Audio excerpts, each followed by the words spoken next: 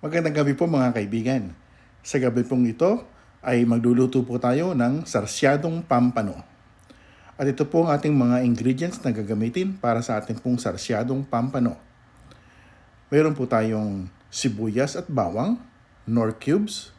Meron din po tayo itong kamatis. 2 itlog po ang ginamit ko po dito. At of course, yung pong ating green onion o onion leeks. Ayan. At meron din po tayo siyempre gagamitin na mantika, patis, salt and pepper na ginamit po natin na pang seasoning sa atin pong pampano. Ayan, ready na po ito. At tayo po ay prito na po natin ang ating pong pampano. Ito po ay pinrito ko lamang ng tigpa 5 minutes kada side. Ayan. Tamang-tama lamang po yun para hindi po masyadong pusta ang ating pong pampano para mas malasa ang ating pong sarsyado. Ayan. At pinapan ko lamang po saglit para hindi masyadong umano yung mga mantika. Ngayon po ay magigisa na po tayo. Naglagay po tayo ng mantika. Olive oil po yung ginagamit ko dahil sa gusto po natin na mas healthy, lesser cholesterol po, kaya po olive oil po ang pong ginagamit. So hintayin lang po natin na uminit po yung mantika bago tayo po ay gigisahin na po natin ito. Lalo na po sa mga nagkakaedad, kailangan po mag-iwas po tayo sa masyadong mga unhealthy cooking oil. Ayan. Spread ko lamang po yung ating pong mantika para pagbuhos po ng ating ingredients ay saktong-sakto na hindi po siya maninikip. Ayan. Inuna ko pong ilagay ay yung bawang. Gusto ko pong inuuna ang bawang. Wala naman pong rules dyan kung una ang bawang o ang sibuyas. Gusto ko po kasing naamoy yung aroma ng bawang. Gusto ko po yung talagang naaamoy ko yung bango ng bawang. At hihintayin lamang po natin ito na golden brown o parang yellowish o golden brown bago po natin isusunod po yung atin pong susunod na ingredients na sibuyas. Ayan. Ito po. Tamang-tama na po ito. Medyo golden brown na siya. Ilalagay na po natin ang ating sibuyas. At sibuyas po ay sibuyas na puti po ang ginamit ko po dito. Ito po yung stock po namin. Pwede naman po tayong gumamit ng kahit anong klaseng sibuyas. Pwedeng sibuyas Tagalog o sibuyas na kulay pula. Wala pong bawal po doon. So, mentas maraming sibuyas, mas masarap para sa akin. So, depende po sa inyo kung ano po ang inyong gusto. Maraming sibuyas o sakto lamang. Ayan. At ilalagay ko na rin po yung nor cubes, no? Chicken cubes po yung ginamit ko dyan. Wala po kaming fish cubes, no? So, tamang-tama lang po na malapit sa lasa ng sarsyado ay yung pong chicken cubes na ginamit po natin. Ayan. Bago lalagyan ko na rin po ng paminta yan. Ayan, depende po sa inyo kung gusto nyo medyo maaanghang ng kaunti, dagdagan nyo pa. Sa akin po yung sakto lamang po yan. Pantimpla lamang po natin at this time.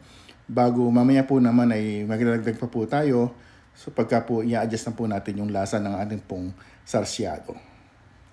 Ayan, hinahalo-halo lamang po natin para evenly distributed yung pong ating mga ingredients. Ayan, bago ilalagay na po natin yung kamatis. Ayan.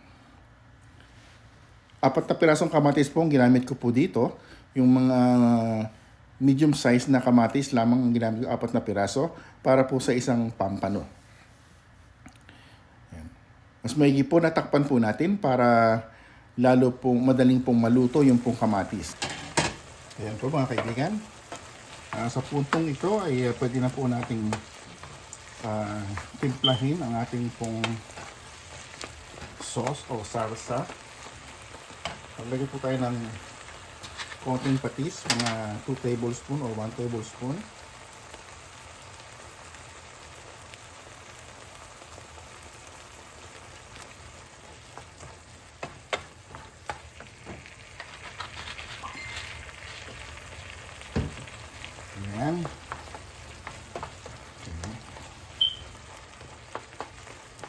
So, lagay na po natin yung ating itlog.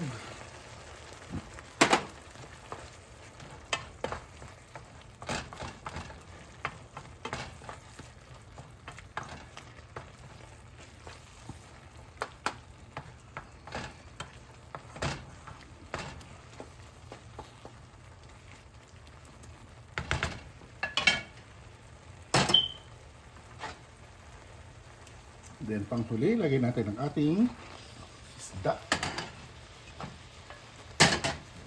Ayan, pampon na po yung ginamit naming isda dito. Pwede na po kayong gumamit ng kahit anong isda, galunggong, or tilapia, o kung ano pa man. Maya-maya, ayan po ay masasarap na gawing sarsyado. Ayan. And then panghuli po ay bubudbura natin siya ng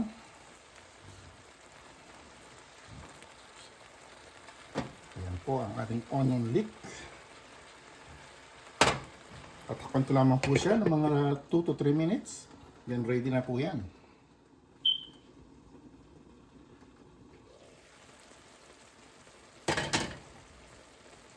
Ayan, luto na po ang ating sarsyadong pampano.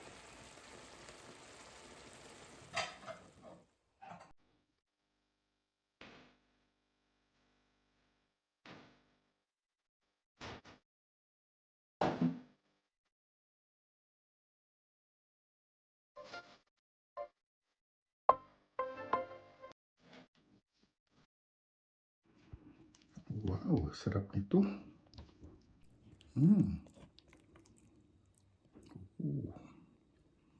Lagyan natin ang kamatis.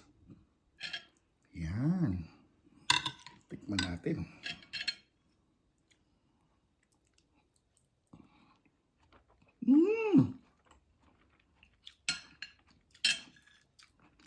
Napaparize ka talaga. Ang sarap.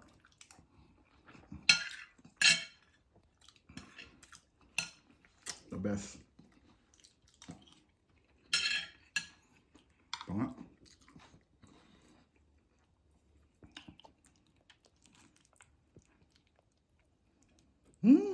Sarap naman ang laman.